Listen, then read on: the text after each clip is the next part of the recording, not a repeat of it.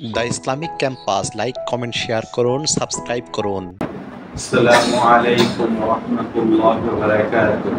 তার স্কেলেও সেনাপতি ছিলেন এবং হজ তার মুসলিম বিশ্ব তার স্কেলের নেতৃত্বে কি হজ পালন করেছিলেন।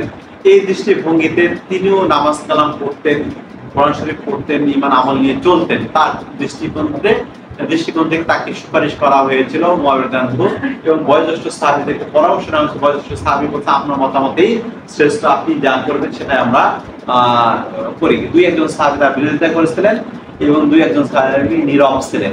করার পর মুআবিয়া রাদিয়াল্লাহু আনহু কাকে তার ছেলে ইয়াজিদকে মনোনয়ন করেন মৃত্যুর আগে। অথচ আল্লাহ আবু বকরের জন্য মনোনয়ন করেন নাই, আবু বকর ওমরের জন্য মনোনয়ন করেন নাই, ওমর ওসমানের জন্য বা কারোর জন্য মনোনয়ন করেন নাই, ওসমান আলী বা কারোর জন্য মনোনয়ন করেন নাই।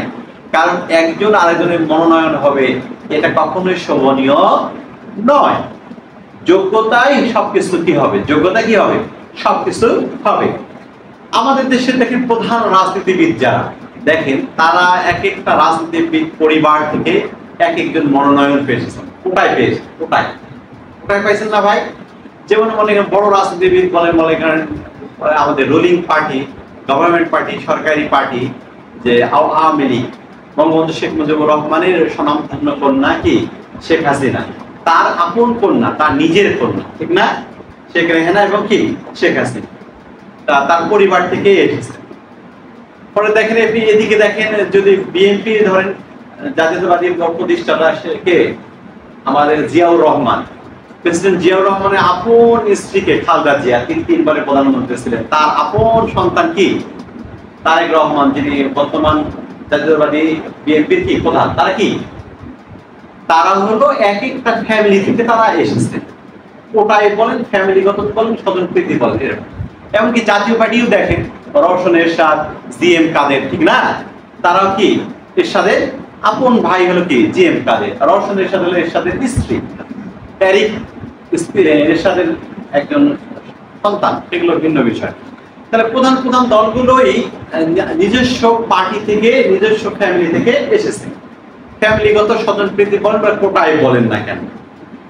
অথচ ইসলামের নিয়ম হলো যিনি যোগ্য হবেন, তিনি যদি দাসও হন, হাবশি গোলামও হন, যদি যোগ্যতা থাকে তাকে দায়িত্বশীল বানাতে হবে। যোগ্যতা নেই, সে যত বড়ই স্বনামধন্য পীরের ছেলে পীর হোক, আর রাজার ছেলে রাজা হোক, মন্ত্রীর ছেলে মন্ত্রী হোক, কি তিনি হবেন না। যোগ্য যিনি তাকে বানানো হবে। এটাই হলো ইসলামী নিয়ম। এটা ইসলামের শুরা সদস্যের ক্ষেত্রে বৈশিষ্ট্য। বয়োজ্যেষ্ঠ সাহাবীরা পরামর্শ করবেন, পরামর্শ করে তখন আবু বকরকে খলিফা হিসেবে নিযুক্ত করা হয়েছে। আবু বকর যখন তিনি মারা গেলেন, মারা যাওয়ার পরে হযরত ওমর সহ সাহাবীরা পরামর্শ করে ওমরকে বানানো হয়েছে এবং ওসমানকে পরামর্শ করে বানানো হয়েছে। এখন ঢালাও ভাবে আমাদের দেশে যেরকম রাজনীতি রয়েছে, গণতন্ত্র, একবারে সবাই ভোট দিবে, যদি ভোট দিয়ে যদি একজন সাধারণ ব্যক্তি, একজন নেশাখোর ব্যক্তিকেও যদি বানানো হয়, সেই ব্যক্তি যদি একজন আলেমের বিপক্ষে দাঁড়ায়, নেশাখোর ব্যক্তি যদি 51% ভোট পায়, সেই হলো সবচেয়ে ভালো ব্যক্তি, সেই জনপ্রতিনিধি।